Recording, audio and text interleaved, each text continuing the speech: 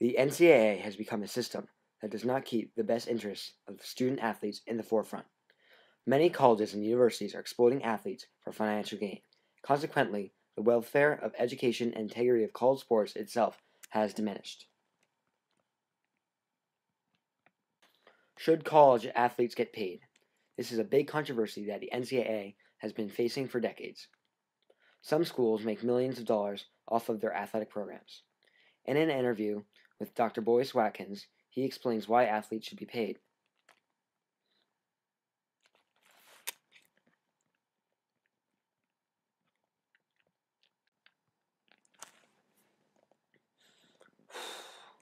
College institutions don't allow enough time for their athletes to study and prepare for their academics. This is because the athletes are much busier than regular students. The average day for a college basketball or football player starts at 5 a.m. and ends at 7 p.m. This includes about 6 to 7 hours of working out and 8 hours of classes or studying. To prove this was true, the Institute for Diversity and Ethics in Sport at the University of Central Florida released its annual report on graduation rates of NCAA tournament basketball teams.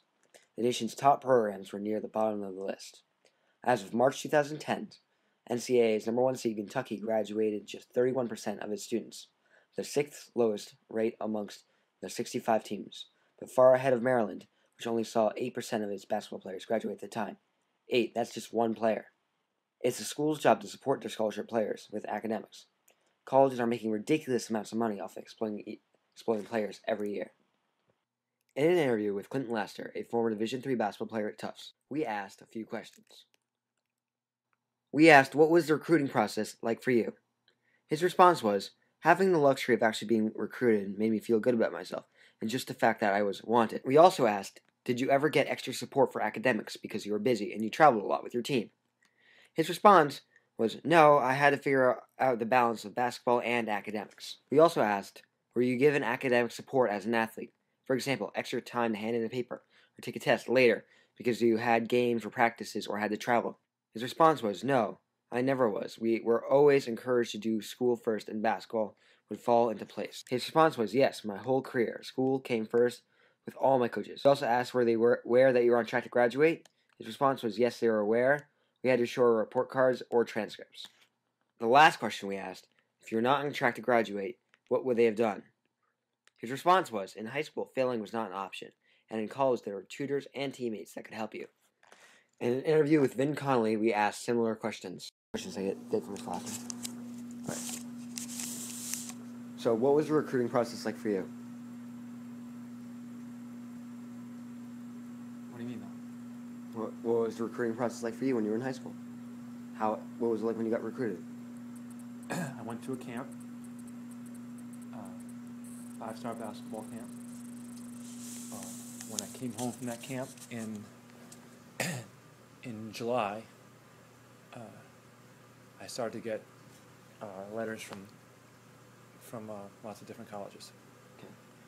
And from there, they all ask about your academics. What types of schools were you recruited by? Some Ivy League schools, William & Mary, Lehigh, some smaller schools like Brandeis, Bentley. And what year was this? 1981. A long time ago. So, when you went to college, you played Division I basketball at UNH, right? Yes. All right. So when you were there, did you ever get extra support for academics because you were traveling and you didn't really have adequate time? If we needed to have more time to hand in a paper or an extra day to take a test because we were traveling, the professors were always willing to help in that sense. Yes. And was your coach on you about your academics? Did he always check in and see what your GPA was or how you were doing? He did check in, and he had to worry more about certain kids than others, but he was aware of it, but not probably not as much as he should have been. Hold on one second.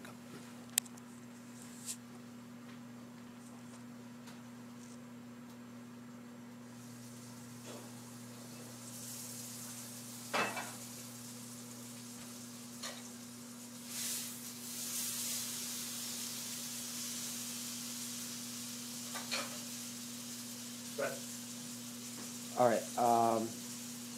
So was your coach aware that you were on track to graduate? Did he make sure you did?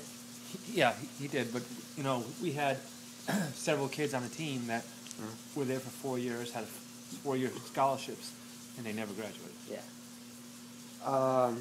which should never have happened. Okay. Okay. If you used all 4 years of your eligibility and you still didn't have a degree, would your coaches have helped you out to get a degree? They might have, but they might not have, because, like I said, the kids that were there for 4 years that didn't get degrees never got degrees. They never went back to school. There was no effort made to help them.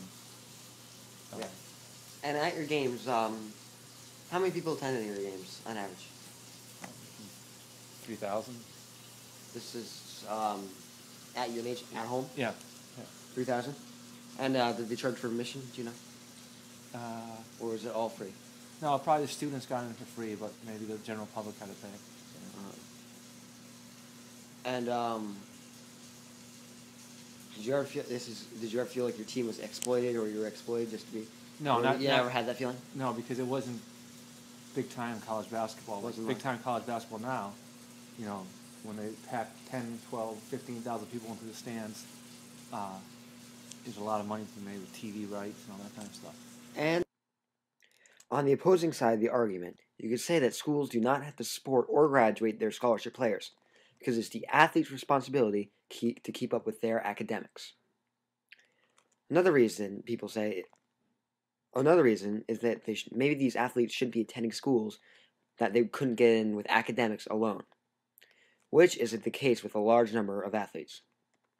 It's easy to say that it's the athlete's responsibility to take hold of their academics, and not the professors or the coaches. Schools profiting off athletes has nothing to do with them graduating or not.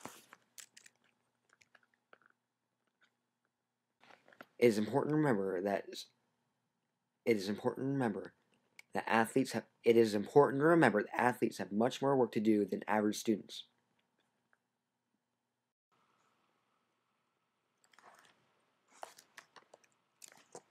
I propose that the NCAA establishes a certain GPA for all athletes.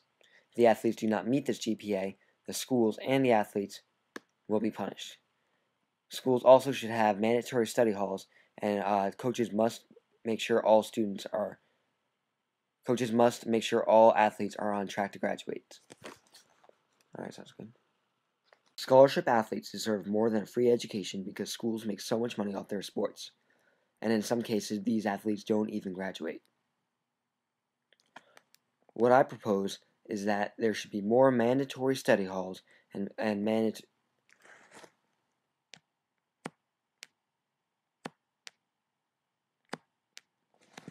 What I propose is the NCAA should have a certain standard for all schools, and every athlete must graduate.